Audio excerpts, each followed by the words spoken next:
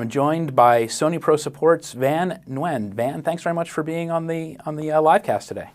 Hey, I'm very excited to be here. Before we get started, I just want to remind everybody that this is a live Q&A. If you're joining us on alphauniverse.com, you can feel free to submit a question on the page there. If you're joining us on YouTube or Facebook, go ahead and submit questions. We are monitoring those. And Van, I'd like to really just dive in. You're nicely set up. You've got the camera right there with you. Perhaps you can give us a look at the camera on the outside, and then let's take a quick look through the menus. Yeah, so you've probably seen some of the visuals. I'm going to switch over to my other camera here, so you can see it looks very similar to the Alpha 7R Mark IV or the Alpha 9 Mark II. Of course, the C1 button is moved, so we've got the video record button, or move record button there, and C1 over here. Real quick, I'm going to turn the camera to the side here so you can see there is a new door mechanism. So a lot of people, they liked having that extra lock there. So you're going to basically pull down, slide back, and it flips open. So you've got the dual card slots here. Again, both can accommodate an SD card, UHS up to UHS Phase 2, or the new CF Express Type A cards. So that just clicks in like that. It's the same Z battery. There is a new cable lock on the side here, which I've got plugged in. So I'm supplying some additional power with a USB-C cable here, and I've got a full-size HDMI plugged in so we can see kind of the internals of the camera. But real quickly, I do want to point out, there are a couple of jacks right here, which I can still close if I want to. There's a microphone jack up on the top and a headphone jack here, so you can monitor your audio. Down at the bottom is the micro USB or multi-port, so that's still there as well. And other than that, it looks very similar again. Whoops, to the don't drop the it. R Mark IV. It's a good thing I've got a good tripod here. So the Alpha 7R Mark IV and the Alpha 9 Mark II. So in terms of the ergonomics, the grip, and the feel of it, so very similar there. Something that I will point out that I don't know that everybody picked up on is here in the iCup, the viewfinder has we've repositioned the sensor here. So whenever you have your face up to it, it seems to be a little more flush. If you look at the previous iCups, the sensor for the auto switching for the EVF was up at the top, and it was a little kind of indented. So occasionally you would get some dust or some dirt inside there, and it would make the transition between the viewfinder and the monitor sometimes kind of bug out. So we would always kind of tell customers, hey, get a little cotton ball or a little lens cloth and just kind of clean out that sensor. But because they redesigned it, it looks like it's going to be a lot less of that kind of malfunction or in an unintended operation. Mm-hmm. So that's really good to see. So little things like that really show that the product designers have really been kind of taking the feedback and implementing it to the best of their ability. So. You guys ready to get to good? Yeah, since you got the camera right there, let's. I know everyone wants to see these new menus we've been talking about, so let's dive in. And I just want to put a disclaimer out there that all the friends and photographers that have been hitting me up, I really have not had this camera very long, so don't hold me okay, so let's go to the internals of the camera here. So I've got a little setup here. I'm gonna kind of level it out. First and foremost, this is kind of the standard view. If I hit the display button, I can kind of cycle through these different overlays, and this is kind of the all info kind of overlay. So you've got very, very familiar at the bottom. You've got the exposure settings up and down the right side and the left side. A lot of those things kind of stayed the same. Something that gets me really excited is up at the top. You can see I'm already set to XAVCS 4K at 120 frames per second. And 422 10-bit, which is amazing that this camera can shoot that to an internal memory card. But the menu is probably the thing that people have, transitioning, especially customers who have transitioned from other camera manufacturers. It's the biggest gripe that I hear from customers a lot of times. So when I hit the menu button, it takes me into here. And while I'm doing this screen sharing, I'm unable to use the touchscreen to navigate the menu, so just kind of heads up. But I can switch to the other view in a second and kind of show you. But this is this is it. So as Mike and Chris Burkhardt had said in the segment previous, it's more columnar. It's basically Columnar. Columnar. Yeah, I don't know what the term would be, but it's more laid out kind of vertically. So or horizontally, I guess you should say. So you got the tabs across the left side of the frame. Here we've got shooting tab, the exposure and color tab, autofocus or focus tab, playback, network, and setup. And one of the things that we've done is we've really kind of reorganized a lot of things so that it seems more natural to get to what you're looking for. So for instance, I'm on movie mode on the mode dial on top. And so the first thing when I go into image quality here, this page is movie quality settings. So I can go in here to file format, and here are all the new file formats that are available. XAVCS 4K, that's been on previous models. There are some new formats here, so XAVC HS 4K, and then of course XAVCS I, which are the all intra modes here, so 4K and HD versions. So the newest one that probably customers are going to be really excited about is this XAVC HS 4K. So when I select that, you do get a little message saying, hey, just be warned, you have to have a corresponding playback environment to be able to watch this video. So hopefully you know what you're doing, and you can edit it and package that and deliver it as you need. So when I go to movie settings now, I've got the ability to shoot 4K at up to 120 frames per second. So, which is pretty awesome. Again, there's the warning.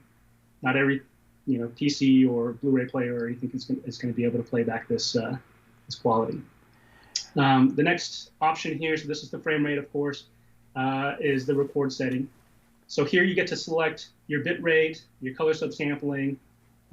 So you've got up to 280 megabits with 422 color subsampling and 10-bit color.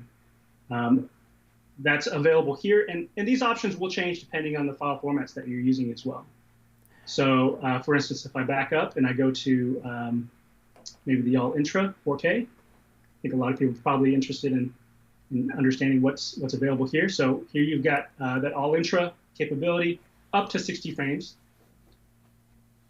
and of course up to 600 megabits internal. Now that's the only option here, so it's grayed out. And when I try to select it, it says, hey, this is the only option basically. So you can't change that. When you select all intra 4K at 60 frames per second, it's going to be what it is. Van, while we're talking about these 4K settings, we got a question in from YouTube asking about when recording in 4K, does the screen black out if you're using an external monitor? So it does not. So that was something that we actually got a lot of feedback about.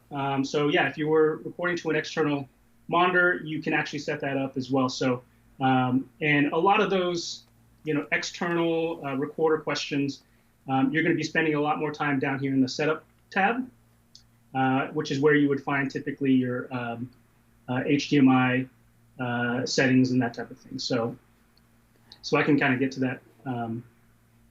And kind of related to that, we got another question in from YouTube asking about the CF Express media and what it will be used for. Just thinking about that related to where you would go external versus what you would do internal. Yeah. So again, we didn't want to compromise with regards to, the capabilities of the camera or anything like that. So you can actually do quite a bit internal. Almost all of the record modes that are available, you can shoot internally with the CF Express card, which is here on the left side. This is a standard SD card here, so you can kind of see the size difference here. But depending on that card, you should be able to shoot everything. The only time that you would want to shoot to an HDMI external recorder at this point is if you need that 16-bit RAW, which is massive. So that's the only thing that you can't do to the card, basically. Gotcha. I interrupted you as you were going through the menus, so please continue. No problem. We're doing this live. So yeah, I wanted to show for that that question, the person who asked the question, this is where you would get to the HDMI output settings. And then of course you can select record media and HDMI output, all the resolutions. Here's the raw settings here. I'm not connected to a 4K switch. So unfortunately, I can't stream 4K out to my HDMI right now. But that's something that you can test out in the field at some point whenever the product is available. But yeah. So the other thing I want to show is up here at the top, we've moved the My Menu option to the very top. So it's much faster to get there. Of course, you can actually go in and set up the My Menu so that it shows up first when you hit the menu button on the back of the camera. And this is really nice because this is fully customizable. I put in a few options here: peaking display, format the cards, record media settings, just things that are a little more kind of deeper down in the menu that I want to be able to quickly access. And so, the My Menu system is really kind of a nod to, hey, if you are getting to this point where you want this to be an extension of just, your thought process, we don't want to limit you to that, to how we've organized it, so you can actually organize it yourself. I imagine, the way I describe this to a lot of my customers is I say, imagine if you got in a rental car and you could personally move the windshield wipers and the hazard switch and all the things around so that you could access them when you wanted to. It's kind of that kind of concept. So we're building products that are really meant for efficient use by any photographer. And who's to say the way that we lay this out is the best? We've got a lot of feedback from our customers about, oh, I wish this made more sense. Some of these features are kind of on a different tab than I imagined they would be. So here, we've got a lot of these, a lot of the feedback from those customers, and we reorganized a lot of things. So, for instance, and you'll also see, the icons change a little bit too. So over on the left side of the camera menu, you see there's a little film strip beneath the camera shooting tab icon and the exposure icon and the autofocus manual focus icon. So if I switch the dial to still photography mode, and then I go back into the main menu, there you see it switches to stills. And up here under image quality, that menu page has changed. So it makes, you still have access to, the movie settings down here if you want to, but now the things that you use in that mode bubble kind of up to the top. So it's almost like it's dynamically adjusting for you as you move through. Exactly, yep. And it just makes more sense. So you can actually, if I'm looking for, let's see here, image stabilization settings, right here, zoom. This is for clear image zoom or optical zoom, shooting display, all this good stuff. So, let's say I'm in movie mode, and I want to bring up, picture profiles. So I can actually go into my settings here, and under, here we go, color tone, sorry. Here's a picture profile. And so I can go in and I can adjust, if I want to shoot S-Log 3, S-Log 2, they're going to be all here. So these picture profiles haven't changed. They're all still here. They're the same as they were in some of the previous alpha bodies that we've had. PP10 is the newest, which has HLG or hybrid log gamma, kind of an instant HDR. So I'll go ahead and select that there. Van, we got a question that came in about from a live shooter asking about HDMI resolutions for output. What are the HDMI resolutions for a live shooter? Yeah, so if you're outputting via HDMI, let's just go right into the menu and select that there. So 4K or 2160p, 1080p, and then of course 1080i. Auto is going to sense, of course, automatically, but yeah. And for the frame rates? So the frame rate is going to be up to 120p, just like you would have internally as well. Gotcha. So you can shoot 4K 120p, 4K 60, 4K 24, or 30. So And we got a question in from YouTube about the excuse me, about the frame rates, asking if the sensor is cropped for 120 240p modes. It is not. The nice thing is, again, we kind of talk about the uncompromising design that we've done. The Alpha 7S Mark III is able to shoot full sensor width, and actually this comes up from time to time where customers kind of say, well, why is it a 12 megapixel sensor? And it's on purpose. If you're shooting with the sensor itself is a 4:3 aspect ratio, and if you're shooting 16:9 aspect ratio, you're going to get kind of the top and the bottom kind of cropped off a little bit. And there's actually about 2 megapixels on top and 2 megapixels on bottom that aren't being used if you're using this full sensor width. That being said, when you shoot 4K, it's actually in QFHD 16:9 aspect ratio. You're actually getting a 1:1 pixel ratio for your video footage. So exactly 8.3 megapixels, which is exactly the resolution for 4K. Yeah. Okay, and can you back out and show us how you navigate the menus using the touch screen? Yeah, so let me switch to my other camera here. I'm going to pull out the HDMI so I can see on the back of the screen here. And yeah, so you can tap. Oh, you know what? First thing you need to do is turn on the touchscreen. So I'm going to come here, and I can just tap here. I can scroll up and down, and then of course go in, do all this stuff. I can still use the navigation keys here around the jog wheel. I can use the multi-selector here as well. And then again, the nice thing is, if I'm staying behind the camera, this is all nice. I can tab between the different pages here. But if I'm standing in front of the camera, I'll need to flip this screen out so that I can see it, and then I can still use the touch panel to adjust that.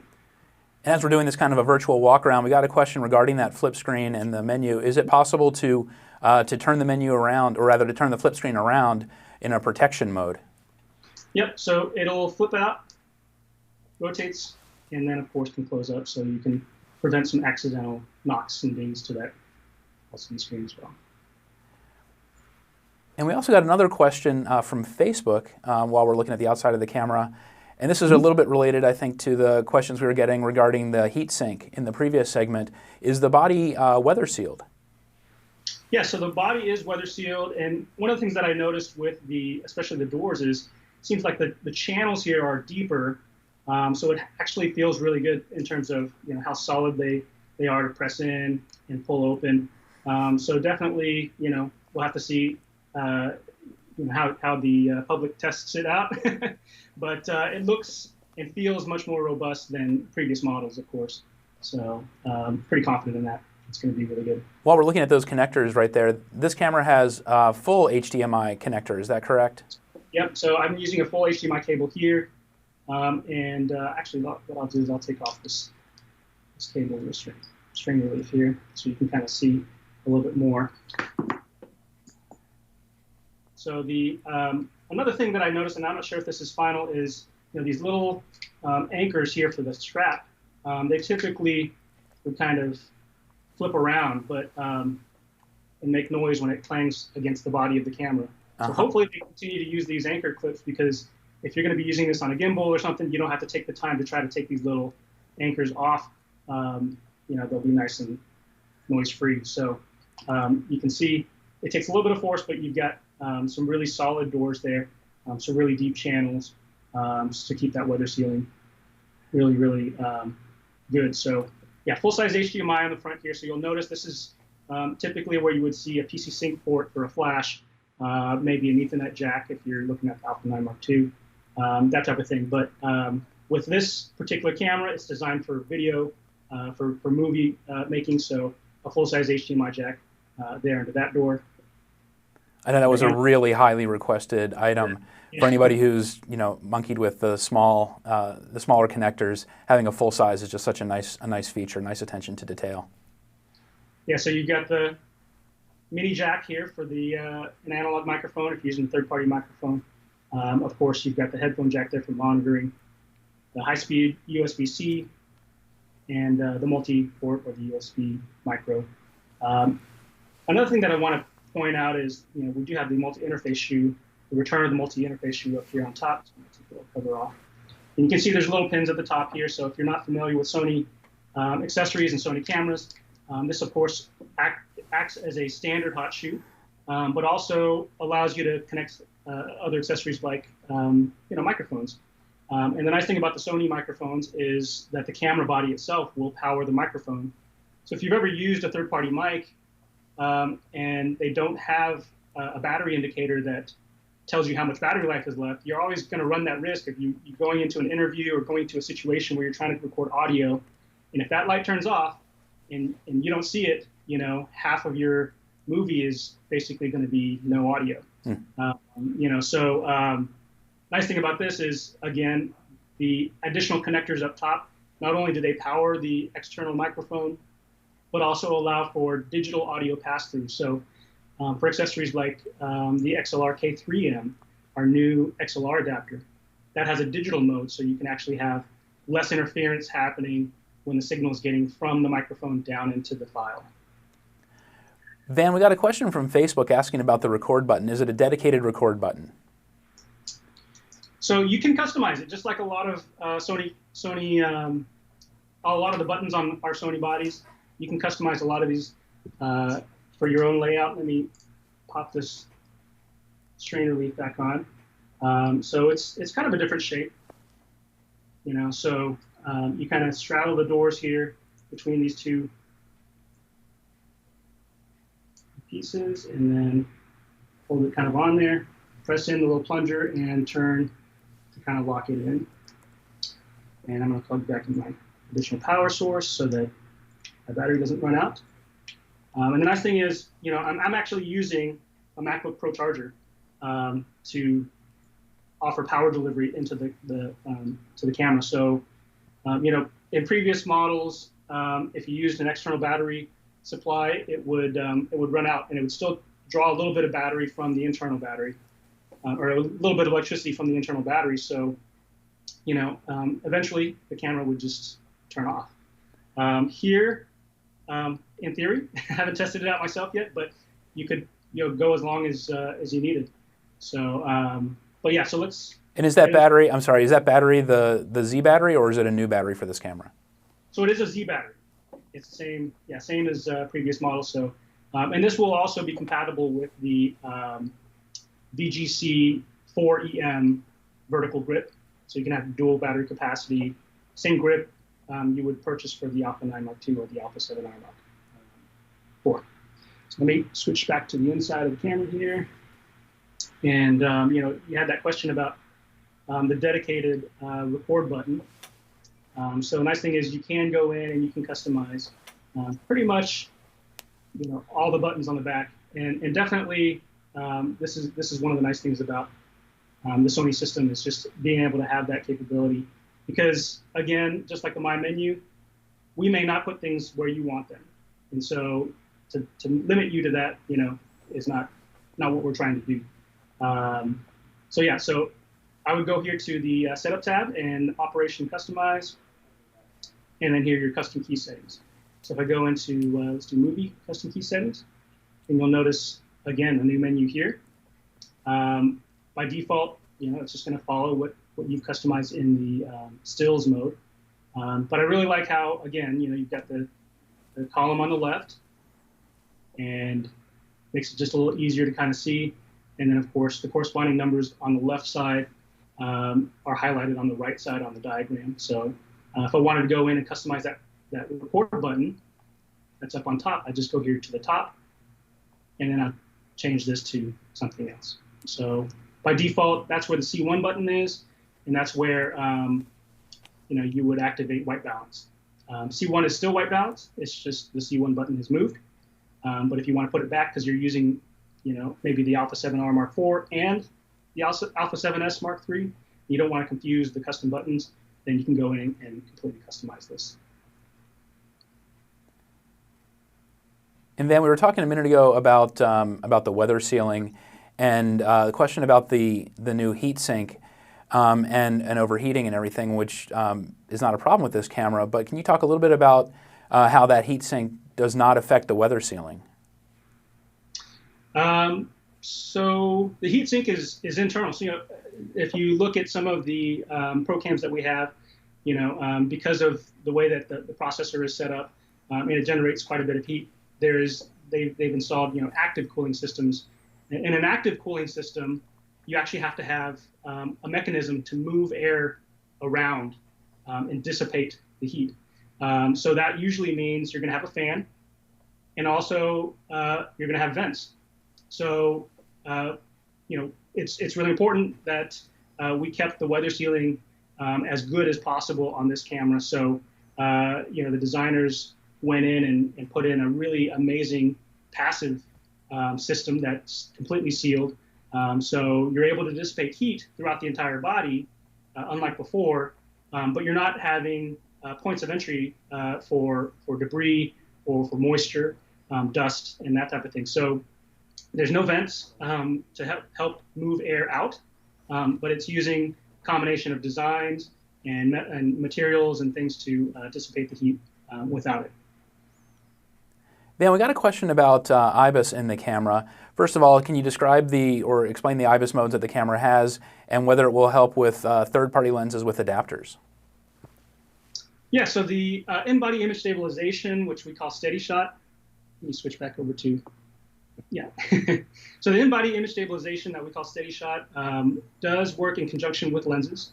And, we can't guarantee the operation of a third-party lens and third-party accessories, but of course, if you're adapting, Sony alpha mount, A mount lenses to the E mount here on this camera, you can have both the optical stabilization as well as the in-body stabilization kind of work conjunctively to really help stabilize if you're hand-holding the camera and that type of thing. So of course, the 5 axes that you normally would get is of course the pitch, just like this, and a yaw, and then of course X, Y, which I can't really show you here, but basically shifting up and down, left and right on the same focal plane. And then of course the rotational, of course, by pressing the shutter button, you do have some sort of rotational motion that's going to be introduced. And so 5-axis stabilization definitely helps quite a bit with a lot of that. Now we've introduced a new mode to our steady shot, which is the active mode. So active mode, that's the only time that you will see a slight kind of crop in. And it's very slight, very minimal. I think it's about 10% of the frame, so very small amount. But what it's doing is it's using the gyroscopes inside to map out the type of motion that's happening, and then actually apply a lot more advanced kind of image stabilization.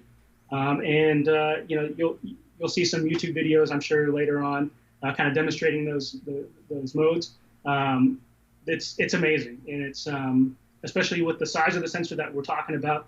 Sony's really outdone themselves in terms of all the things that they've been able to pack into this little camera body. Then we got a question. What is the highest all-eye resolution and frame rate internally? Yeah, so again, let's switch to the inside of the camera and pull up the main menu. If I go up to the shooting tab and I go over to image quality, this is XAVCS all intra 4K. And I go to movie settings. You've got 24p, 30p, and 60p. So 24p, and again, in the all intra modes, you don't really get the option to change the bit rate. There's no lower options. It's basically kind of pedal to the floor. You're going to get the highest bit rates. Even if you try to select it, it's going to give you that warning. 240 megabits here at 24 frames per second. 300 megabits at 30 frames per second. And then 600 megabits at 60 frames per second. Okay. Gotcha. And from Facebook, we got a question. Does the camera work with the new Commander remote? Yes. So let's see. So I believe they're talking about the Bluetooth remote. There's a Bluetooth remote that we have. It does have built-in Bluetooth. Let's go down to the network tab. And you do have the ability to pair that that Bluetooth remote. There is an infrared option as well, kind of a remote that we've had around for a while. You can use that remote as well, and then you can also use your smartphone. So if you've downloaded the Imaging Edge mobile application to transfer images, you can also use that during shooting mode to change some settings and to stop, record, and to monitor your video as well. Dan, we've only got just a couple minutes left in this segment. I just want to ask you about the color science in the camera. Tell me about the color science in the a7S III. Yeah, so the Alpha 7S Mark III, it's been a long time coming. A lot of people have been waiting for this for the last 5 years, ever since the Alpha 7S Mark II came out. And we've learned quite a bit since that time. And what especially is that we've learned is what customers want. And the color science, of course, is one of those things that has kind of been very subjective to a lot of folks. But the warmer kind of skin tone seems to be a popular kind of ask. And so one of the things that we've done is, since that last 5 years, we've introduced many different cameras like the Venice, the FS7 Mark II, the FS5 Mark II, and the FX9, which all have new color science. Let me switch back over to here. Yeah, they all have new color science, and we've gotten a lot of feedback around that, and customers are loving it. So that's based off of that, we do work quite a bit with our cinema and broadcast development partners within the company, and we share a lot of information, and so that's how we make better products. Because a lot of times it's the same customer. I've got several customers who are purchasing the FX9, and they're intending to purchase the Alpha 7S Mark III and run those together. So being able to match up the color is really key as well, because if you're shooting with multiple cameras, you want to be able to have that ability.